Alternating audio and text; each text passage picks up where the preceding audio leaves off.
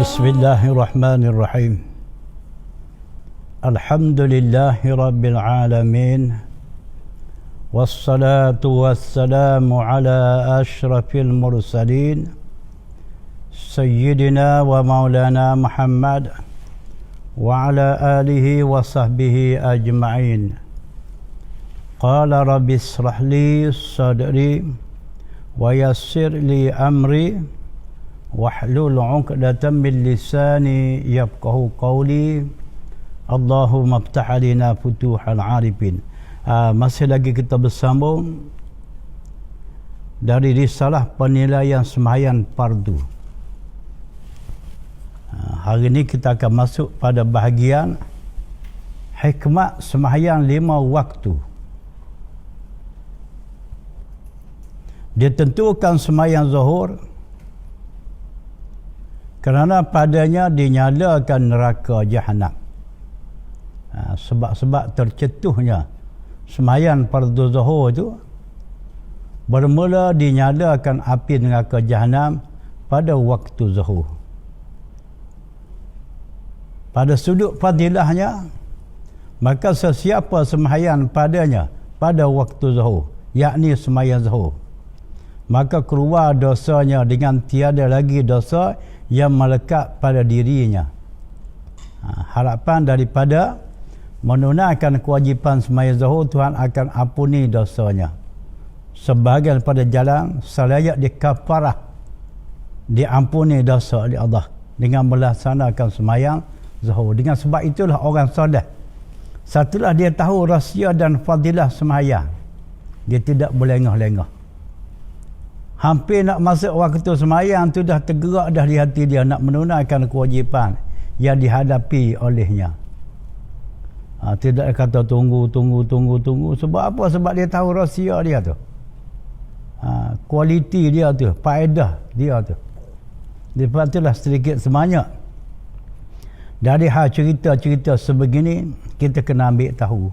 Mudah-mudahan dengan barakatnya hasil pengetahuan kita tu terdorong ke dalam hati kita, minat dan tidak leka kita daripada beribadah, utama sekali sembahyang. Tetapi khabar-khabar berita yang sebegini kita nak jumpa setelah kita belik lamaran kitab-kitab, utama sekali kitab karangan ulama dulu. Dia tak abal sekali mengketengahkan cerita-cerita khabar-khabar yang sebegini untuk nak mendidikkan, menterbiahkan hati kita yang sibuk dengan urusan kerja, dengan tugas-tugas dunia. Sedangkan ibadat ni adalah tugas kewajipan kita juga. Bukan kata kerja dunia yang tugas kitanya. Jadi kita orang Islam ni kita ada 2 tugas. Tugas dunia dan akhirat. Orang kafir ni tugas dunia semata, akhirat tak ada pada dia. Sebab apa? Sebab dia tak percaya kewujudan akhirat. Kita tetap kita percaya akhirat tu ada, akan berlaku. Satu, dia tentukan sembahyang asar pula lepas zuhur asar. Mengapa pula? Kerana termakannya Nabi Adam AS buah khuldi di dalam surga.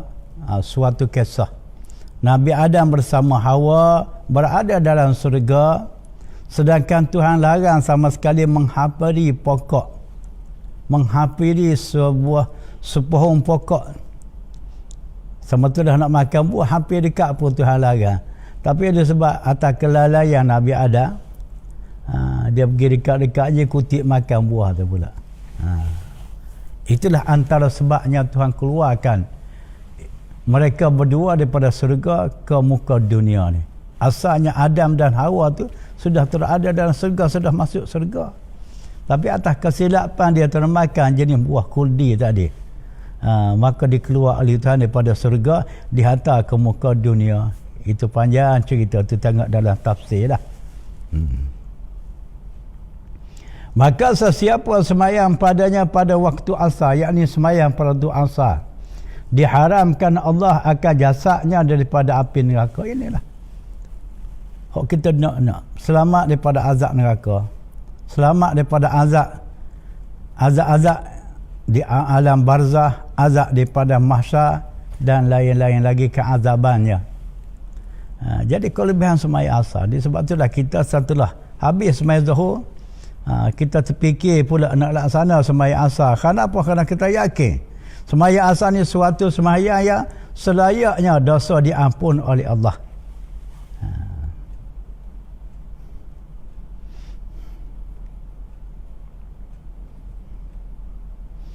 Selain daripada sembahyang zuhur tadi.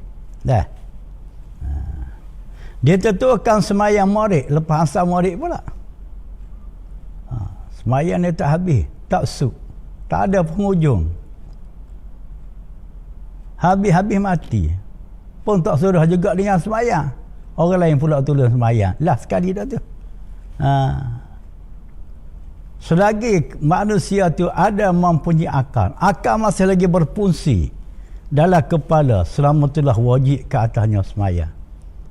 Kiranya tak terdaya sembahyang dalam suasana berdiri, bagi sembahyang fardu, bolehlah sembahyang duduk. Tak larat duduk, sembahyang mengiring. Tak larat mengiring, meletang. Tak larat meletang, masuk tanah dah sudah. Luar apa lagi dah. Nak cakapnya, tanggungjawab kita orang mukmin dengan melaksanakan ibadah sembahyang ni, tak ada masa boleh cuti-cuti.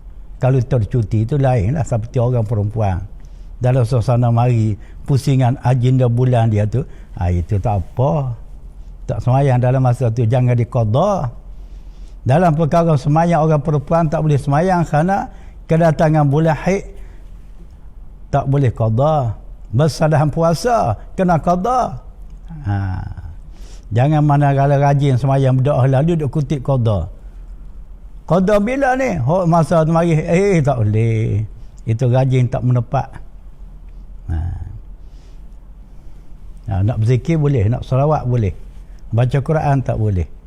Berintikaf tak boleh. Tengok dalam bab dia lah deh.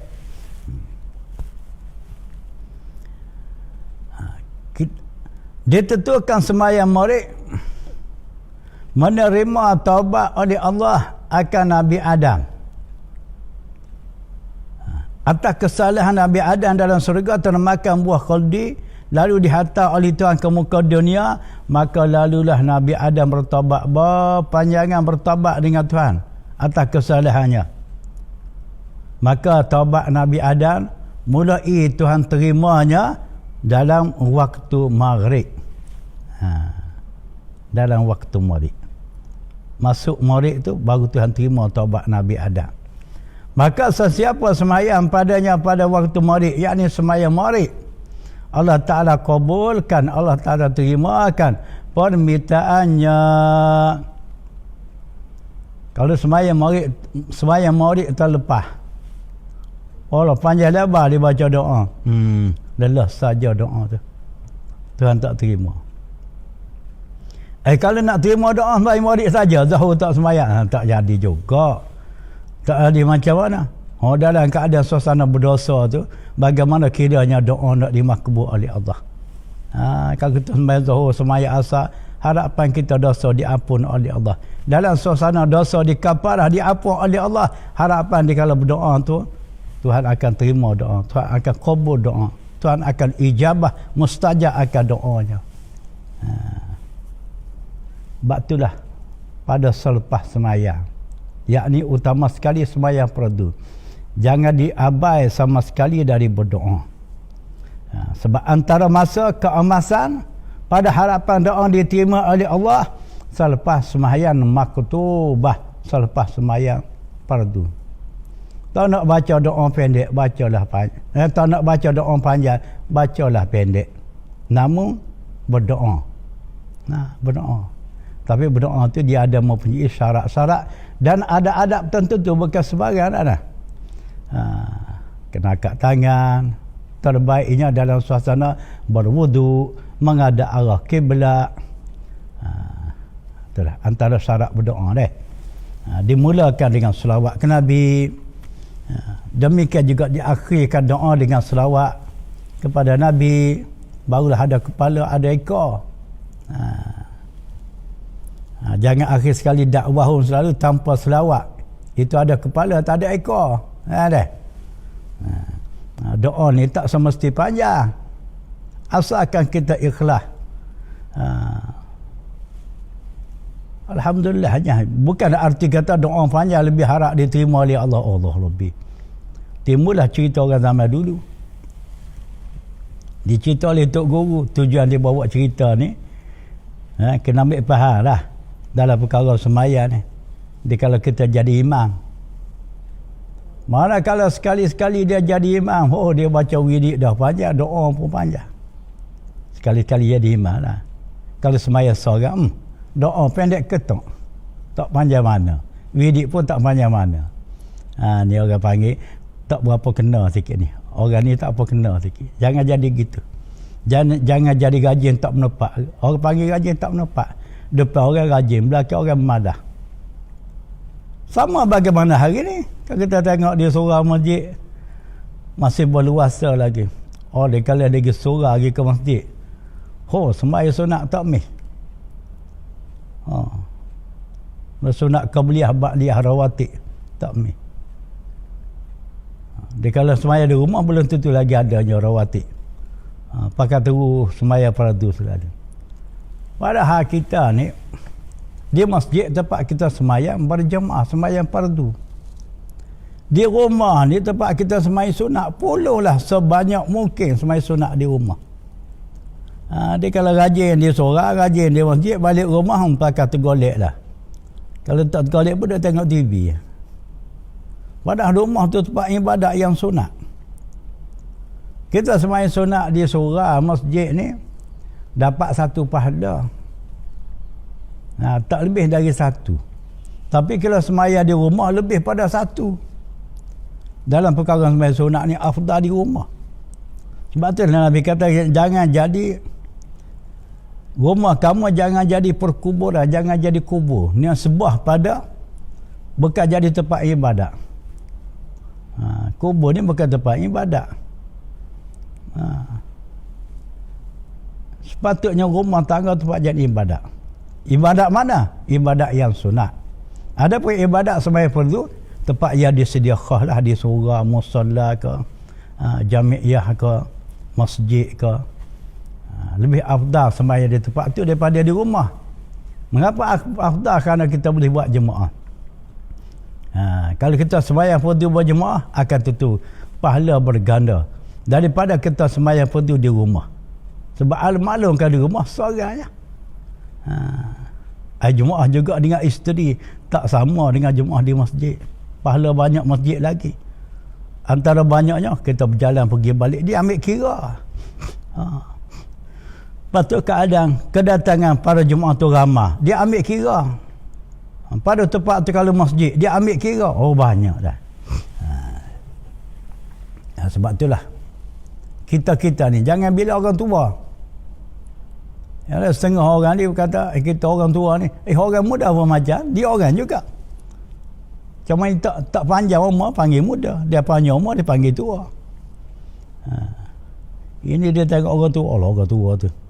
Mu tak nak tua ke? Tak nak tua mati cepat. Orang tu hidup lama, baguslah. Dia panjang, dia banyak beribadat. Projek agama kalau digaji lebih banyak daripada orang muda. Jadi sepatut kita ni jangan diabaikan sama sekali sembahyang, utama sekali yang fardu berjemaah. Sembahyang fardu berjemaah. Dan juga sembahyang sunat. Jangan dimalah, jangan disegang. Jangan disegang. Kalau kita harap diberkati rezeki yang kita milik, walaupun tak seberapa sekalipun, jangan ditinggal sama sekali sembahyang sunat duha. Walau macam mana sibuk dengan kerja sekalipun, ruangkanlah masa kita dapat menghayati sunat duha. Walaupun sunat duha ni ada satu kaul kata 12 rakaat, tetapi pendapat yang masyhur yang terpilih ialah 8 rakaat. 8 rakaat tu tak ada di khilaf dah. Kalau 12 ada khilaf lagi. Nak buat macam mana ni? Sembahyang sunat duha sampai ke 8 rakaat. Buat 2 sudahlah. Tak nanti ke banyak buat 2. Tapi kalau gagah peluang masa buatlah banyak. Kalau tak gagah, masa tak ada, buatlah 2. Tahu buat, berkat. Rezeki kita dapat hari itu berkat. Hijau kita pun diberkati Allah.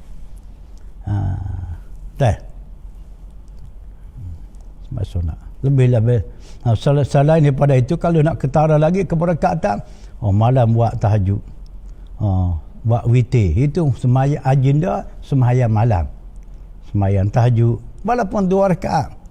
Jadi nak suruh terlaksananya sembahyang tahajud. Dan juga sembahyang witir. Kalau kita berasa jaga tak terbangun malam, lepas sembahyang sunat isyak ba'diyah tu, buat witir selalu. Kalau jaga boleh bangun, elok buat akhir segala sembahyang pada waktu malam. Masa bertahajud tu. Semasa witir tu.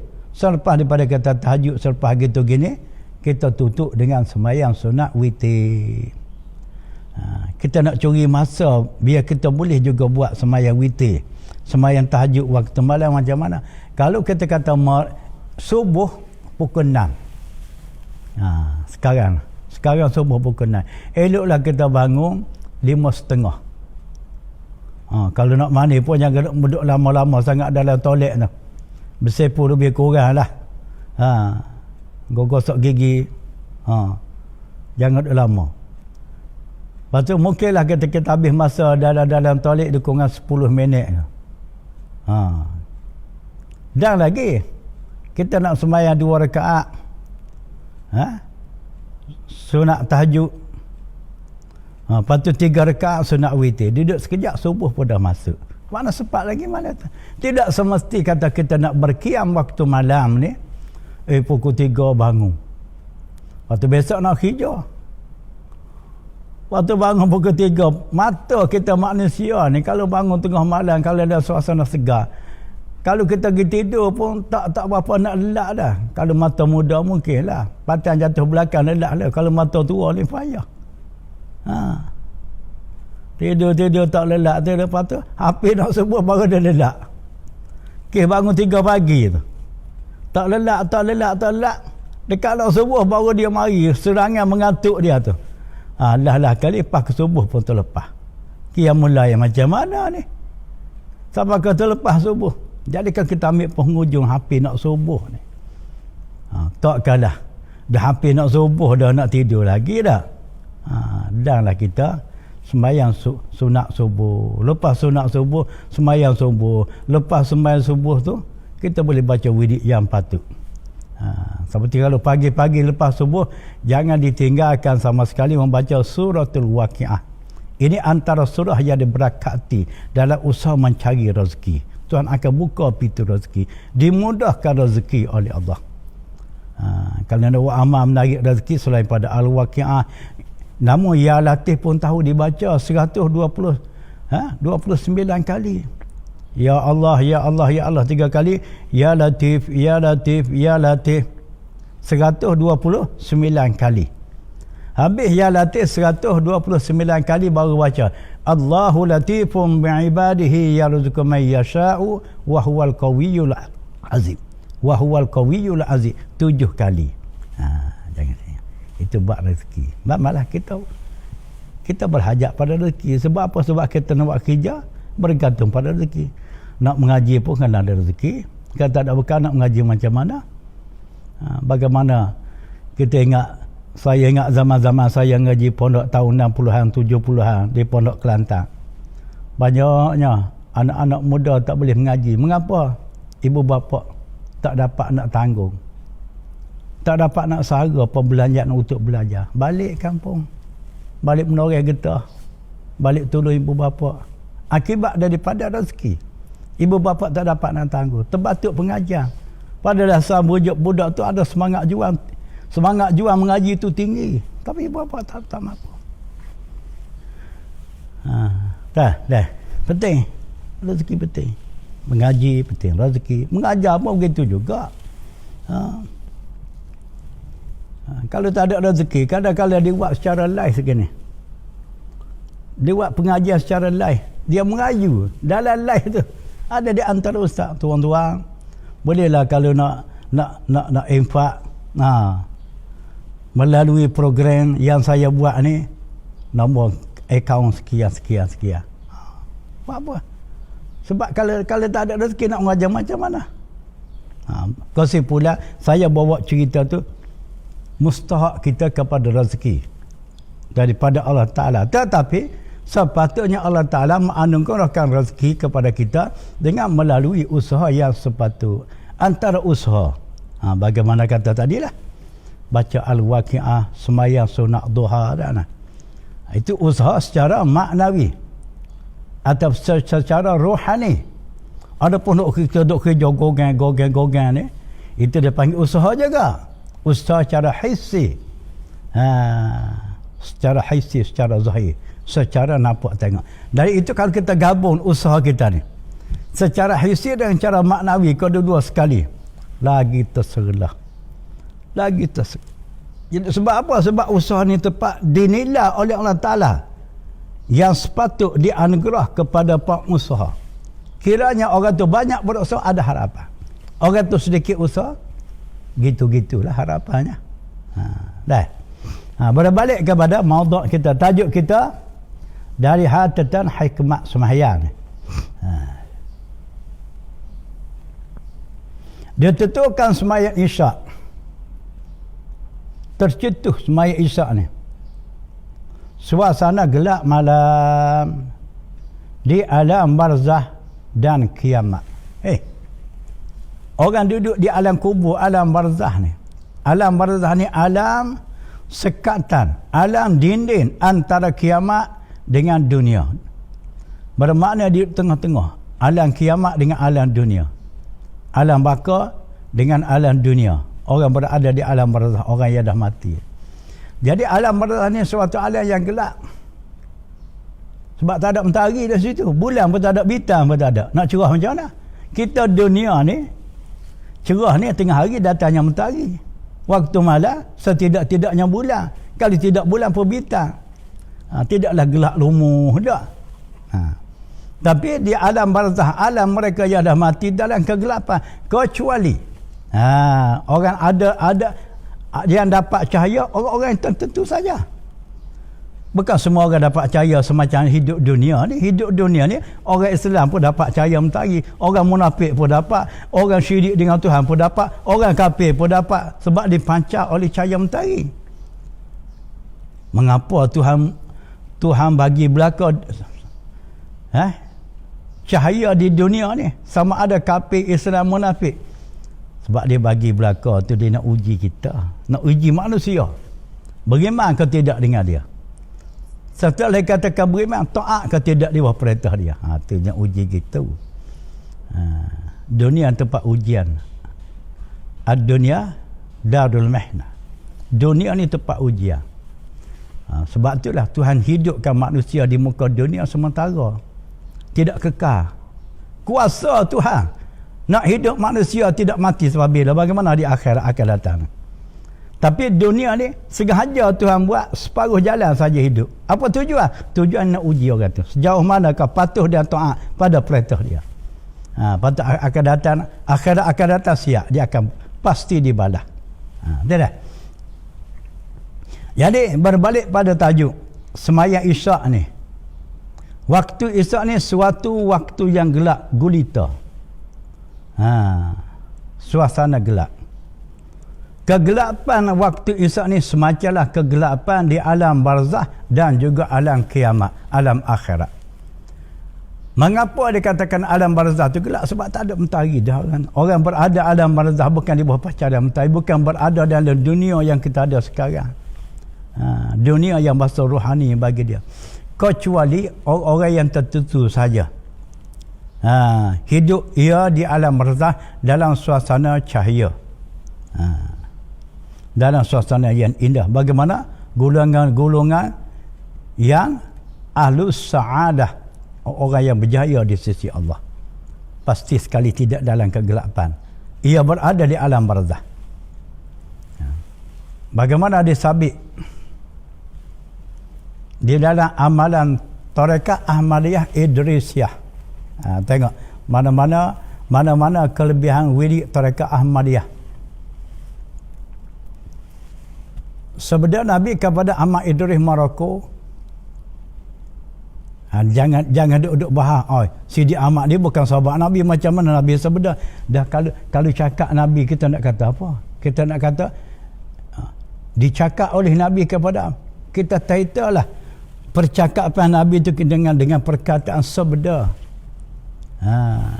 Jangan disama dengan tarah kita Nabi ni. Sedangkan kita sesama manusia yang biasa, kalau tarah raja, kita kata bertitah dah. Gitu. Sabda Nabi kepada Sidi Ahmad, ya Ahmad, aku beri kepada kamu kunci 7 petala langit dan bumi. Petala tu lapis langit, lapis bumi. Salah satu daripada kunci yang dianugerahkan oleh Nabi kepada Sidi Ahmad Idris ialah selawat azimiyah. Makna azim itu besar, selawat yang besar tentang kelebihannya. Kata Nabi kepada Sidi Ahmad, sesiapa yang menghafal akan selawat tersebut, manakala mati ia, Tuhan jadikan hamparan di dalam surga daripada hamparan surga, hamparan dari alam barzah itu adalah daripada hamparan surga. Orang yang hafal selawat azimiyah, lebih-lebih lagi dia amalkan dia, Tuhan jadikan hamparan untuknya di alam barzakh daripada hamparan surga. Tengok mana-mana berbicara tentang fadilah aurat tarekat Ahmadiyah. Antara sebab pembalasan Allah di alam barzakh. Kalau orang amal pula, apa dia amal ni? Dia amal Suratul Mulk takmin tiap malam dibaca. Tabarakallazi biyadihi. Tuhan ringankan azab kubur. Nak mujur tu, nak akad tu. Sebab itulah sepatut jadi amalan setiap malam sebelum tidur. Tabarakallazi tu. Bukan panjang, tak semaja Yasin. Tapi ada sebab kita ni beberapa serangan, maka orang tak baca walaupun lebih. Antara serangan, kalau tahu tak nak buat juga, serangan malah. Antara lain, orangnya ada muk gaji tapi tak buat juga. Apa serangannya? Tak tahu. Jadi kok mana sekalipun kita kena ambil tahu tentang kelebihan, kemuliaan amal ibadah di dalam Islam. Mudah-mudahan terbuka hati kita tu, mari bahasa gaji, minat beramal, minat bekerja, maka dapatlah kita memiliki kelebihan fadilah. Begitu juga di hari akhirat. Hari akhirat ini adalah hari yang semata-mata bergantung kepada rahmat Allah. Kalau Tuhan tak rahmat, macam mana suasana hidup di akhirat dalam keadaan cahaya? Macam mana hidup dalam keadaan selesa? Kalau tak dapat rahmat Tuhan. Dah. Jadi berbalik kepada Semai Isyak dalam suasana yang gelap, semacamlah kegelapan di alam barzah dan juga di alam hari kiamat akan datang. Dari itu sesiapa yang mengerjakan dia akan Semai Isyak dalam suasana gelap akan menerima balasan dengan nur di alam barzah dan hari kiamat. Kelebihan Semai Isyak ni. Walaupun macam mana gelap sekalipun, sanggup juga semayat pergi ke surau masjid Semai Isyak. Sanggup juga balik ke rumah walaupun gelap gulita pun. Tuhan akan anugerah cahaya di dalam alam barzah dan juga cahaya di alam akhirat. Orang tua-tua zaman dulu dia pergi ke surau, pergi ke masjid. Dia nak pergi semayang maghrib tu, dia bawa toslet dah. Bawa toslet. Lepas tu nak balik ke rumah pun suruh jalan dengan toslet tadi. Sebab zaman dulu di kampung mana ada api jalan. Tak wujud lagi api jalan sebab suasana kampung bukan bandar. Pun sanggup pergi juga. Dah tak ada api jalan, becak pula jalan. Lepas tu ada pula musuh-musuh tengah-tengah jalan tak apa benda. Babi hutan tu biasalah. Ular. Pada galiknya ular tu ular kapak lah kalau waktu malam. Orang daerah Kelantan kata ular kapak.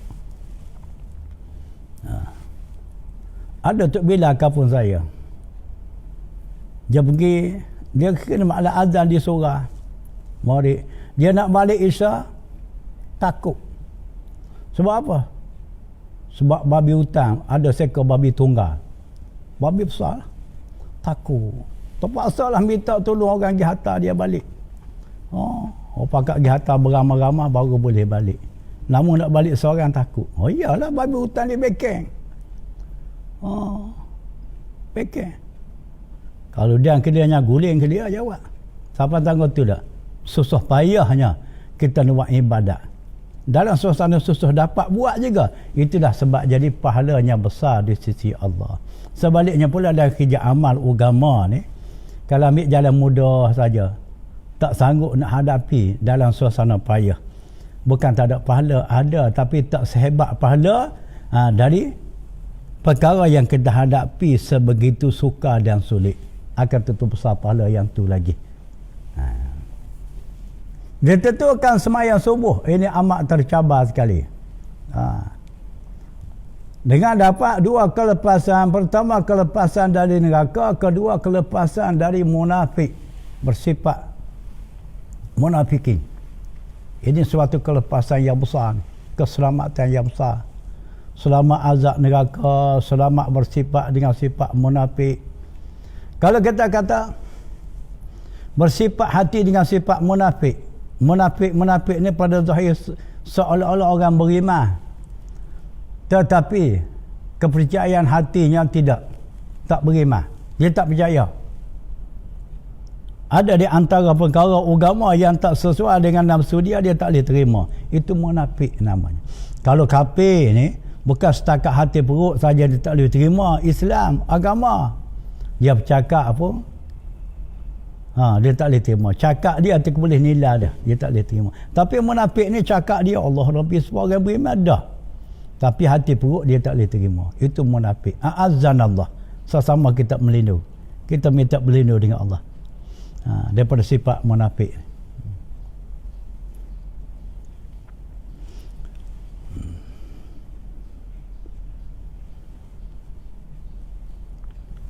Ada sebuah hadis riwayat oleh Imam Ahmad. Sebab-sebab ditentukan. Sebab-sebab ditentukan kesalahan-kesalahan manusia dengan golongan-golongan tertentu. Ada sebut hadis. Orang buat salah sekian, dia kena bersama pembalasan dengan orang sekian. Dia buat salah sekian, pembalasan Allah bersama dengan orang sekian. Ini saya potong ni. Jika meninggal semayang, kalau buat salah tak semayang pada tu. Sebab apa dia tak semayang? Kerana sibuk dengan urusan perniagaan. Mengapa dia tak ada nak pergi semayang Jumaat ni? Dia sibuk dengan dia buka pasar raya umpama dia sibuk dengan berniaga sampai tak ada nak luangkan masa untuk hadir sembahyang jemaah, maka balasannya bersama ia dengan Ubay bin Khalaf di hari akhirat. Dia masuk kumpulan Ubay bin Khalaf.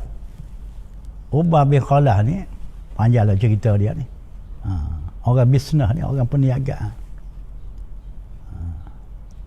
Bukan tempat selamat, bukan tempat bahagia ni, dalam neraka. Dalam neraka bersama-sama. Dengan Ubay bin Khalaf yang menjadi ketua. Sebab apa? Sebab Ubay Khalaf ni dia abai dalam perkara semaya ni kerana urusan perniagaan. Jika mendengar semayang kerana kerajaan, maka bersama dengan Firaun. Firaun ni orang jadi kerajaan kan? Dia mengaku dia gedebel, dia kata kerajaan. Bukan dia kata Tuhan. Mendakwa diri dia Tuhan dia mendabik.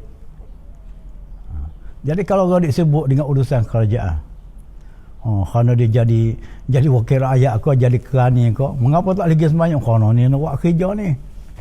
Akhirat dia akan bersama. Masuk geng kumpulan Firaun. Walaupun dalam neraka tiada standard dia.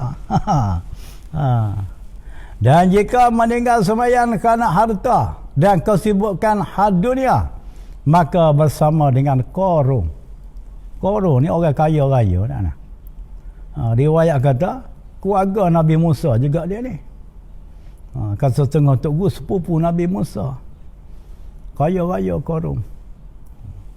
Tengok dalam tafsir kekayaan Qarun ni luar biasa dah. Begitulah mengapa tak lagi sembahyang Jumaat ni, kerana dia sibuk dengan harta. Banyak harta ni. Siapa tak terfikir nak sembahyang, fikir pasal harta. Akhirat tempat azab bersama dengan Qarun. Ada grup, masuk grup Qarun.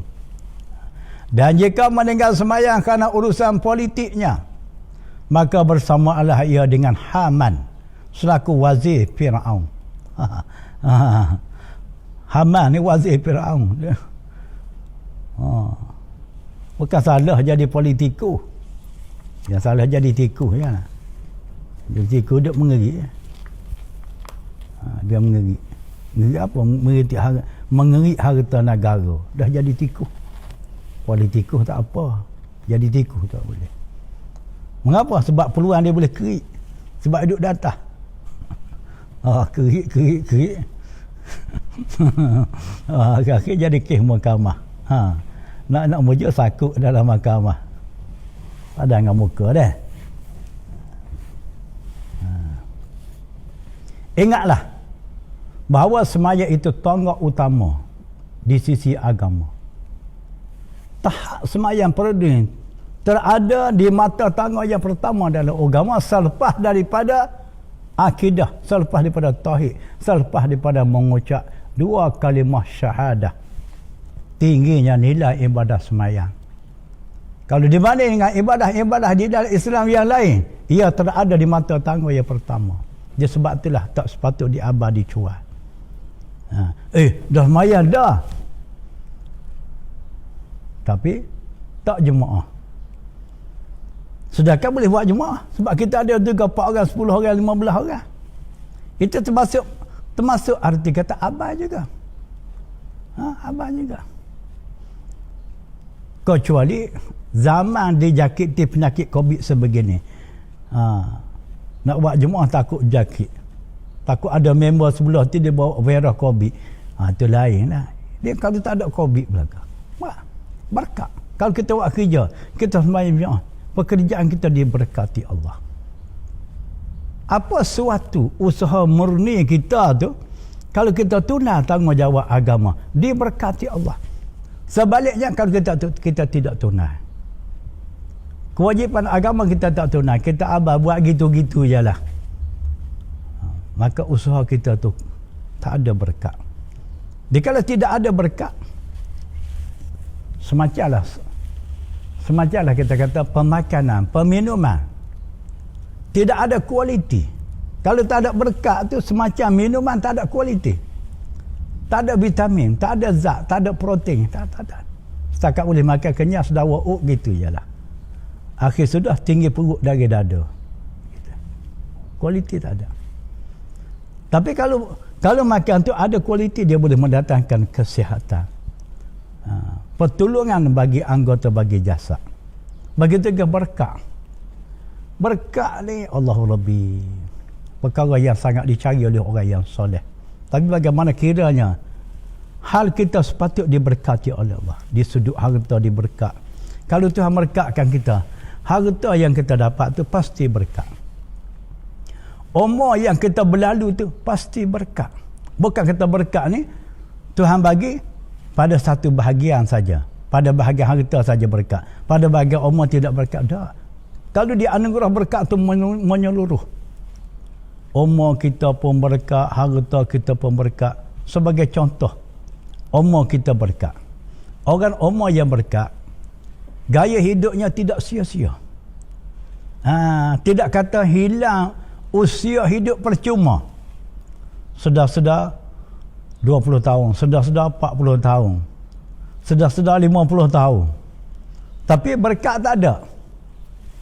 Biasa je. Kita tengok-tengok walaupun hiduplah 70 tahun, semacam gaya anak muda hidup 20 tahun. Tak ada pengisian. Tak ada pengisian agama. Sia-sia.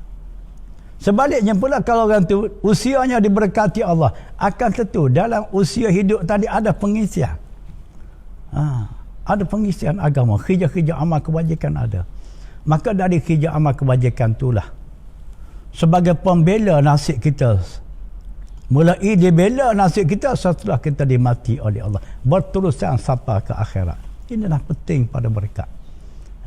Faham tak faham? Pandangan yang saya bagi tadi itu pulanglah atas habuan masing-masing. Nak bercakap, nak puisi, nak olah-olah sakan sangat tu berat juga dah. Sebab itulah orang nak masuk kelas ni, minda dia ni, pemikir dia ni kena terbuka. Jangan duk serabut dengan benda-benda hawa di zaman dengan benda-benda dunia. Ilmu tak boleh nak temusi. Ilmu tidak ada ruang nak menopang. Sebab tu ada orang mengaji agama ni banyak disiplin dia. Antara sekali disiplin dia, kena cucikan akal fikiran. Jangan dia masukkan usul-usul yang tak sepatut. Seperti maksiat ke kecelaruan. Jangan dimasuk dalam akal. Kalau kita duduk somak usul-usul begitu dalam kepada ilmu agama, dia sensitif. Dia sensitif. Dia tak boleh duduk. Kalau dia masuk pun mungkin tak boleh bertahan lama, dia akan lari. Dia akan hilang. Akhir-akhir jadi kosong. Pemikiran tu kosong. Pemikiran manusia ni kalau kosong dengan ilmu agama, walahai ilmu agama ni sebagai induk pembimbing kita kepada kemajuan di akhirat yang kekal abadi. Allah Rabbi, amat ruginya gaya hidup nak. Sepotong kosong je lah. Potong kosong. Ya deh. Betul deh. Berbalik kepada tajuk kita. Bahawa semaya itu tonggak utama bagi agama. Bagaimana sabda Nabi, as-salatu imaduddin. Faman aqamaha faqad aqamaddin, wa man hadamaha faqad hadamaddin. Maksud hadis ini Nabi kata sembahyang itu adalah tiang agama. Imad. Imaduddin. Imad itu tiang agama. Asas agama. Sesiapa yang mendiri, makna mendiri melaksanakan sembahyang, menepati ia sudah mendirikan agama. Sesiapa yang merobohkan sembahyang, makna roboh langsung tak sembahyang ataupun sembahyang herak-perak. Kalau nak kata sembahyang juga semacam main wayang, berarti dia telah merobohkan agama. Jadi banyak masih ramai lagi hok sembahyang main wayang. Tahu main wayang kulit dia main.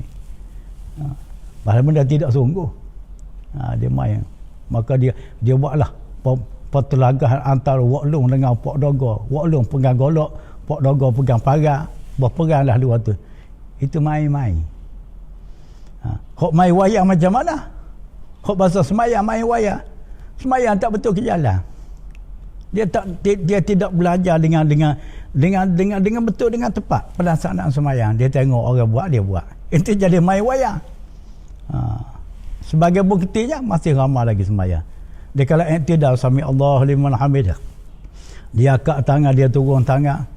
Tak ada mati stem tangan yang dia turun tadi. Tak ada berhenti sekejap. Terus dia pergi sujud. Lingkuplah semayang macam tu. Apa tu? Tidak ambil berat. Tidak nak meluangkan masa belajar khusus dalam bab semayang. Antara lain lagi menjadi kewajipan bagi orang yang mempunyai ilmu, kena diketengahkan pelajaran hukum semayang ketengah pada masyarakat. Patut menulis kitab, tulislah risalah, tulislah. Patut kalau ada peluang boleh ketengah dengan ilmu tadi di tempat-tempat pengajian, di surau masjid, ketengah lah. Betul kan ibadat utama dalam Islam dulu, sembahyang. Ini duk cerita kualiti pemakanan, dia buat marilah ayat kelebihan makan. Fikir nak makan, tak apalah sebagai tambahan. Tapi basic utama ni sembahyang ni. Basic utama pembetulan akidah ni. Biar masak, biar faham hak tu dulu. Ada aja dengar. Dalam TV ke ada juga, tapi tak sebegitu hebat lah. Memperkenalkan basic utama dalam akidah, mengajar sifat 20. Dulu ada kokeh mentah habis. Sekarang tak ada, tutup. Masa sok dengan baca tafsir, seorang baca Quran, dua tafsir. Kadang-kadang tengah hari ada, malam ada, tajuk yang sama. kalau dicelah basic penting ni, betulkan masalah akidah, betulkan masalah hak asas fardu ain. Kita manakala diwafat oleh Tuhan, manakala kita tu mati, perkara utama ditanya oleh Tuhan, perkara yang fardu ain. Lesar ke tidak? Betul ke tidak? Menepati ke tidak dengan syarat? Kalau tak betul, tak sesat, tidak menepati, tetap kena balung. Tukang balung siapa dia? Nakir. Tukang soal siapa? Muka. Dua petugas kah untuk soal bagi mereka yang dah mati. Muka nakir. Tukang soal, tukang balung. Dia balung lalu. Dia tak tunggu-tunggu dah. Lepas tu dia soal balik pula. Dia soal hak mana? Dia soal hak perdoaan yang lain pula. Tak lepas juga. Balung pula. Jadi tak ada kerja lain orang yang dah mati tu. Kalau tak ada lesar perdoaan, kena soal, kena pukul. Kena soal, kena pukul. Itulah azab yang diterima, dialami oleh. Dia sebab itulah kewajipan kita bersama. Utamakanlah, bekalkanlah, selesaikanlah hak yang menjadi basic fardu ain dalam agama. Utama sekali adalah bab akidah. Lepas tu dalam bab sembahyang dan lain-lain lagi. Bukan kata tak penting pelajaran yang lain. Tapi hak ni hak utama. Sebab tu dia letakkan fardu ain. Makna fardu itu wajib. Ain itu makna setiap orang yang mengkalah akhir balik. Beza dengan fardu kifayah. Fardu itu wajib. Kifayah. Makna kifayah ni sudah memadai orang lain. Sekiranya orang lain sudah melakukan perkara tu. Jangan bertukar tu fardu ain dengan kifayah. Dah.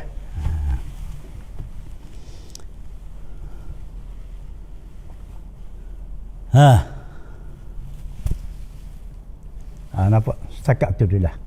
InsyaAllah minggu yang akan datang kita akan kalihlah tajuk lain pula. Malam ni saya akan mula baca depan murid. Saya secara fast buat gini jugalah. Carilah dalam YouTube tu. Asah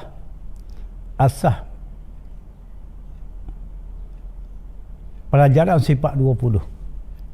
Baru nak mula belajar sifat 20 pula. Itu elok mengikuti sama tu. Elok ikut sama. Sebab nak cari pelajaran sifat 20 orang mengajar memula daripada wujud ke dan bakar gitu gini. Payah tahu, payah. Kalau dia suka masjid tak berapa nak ada dah. Sedangkan itulah basic utama kita nak kenal Tuhan. Wallahu a'lamu bis-shawab.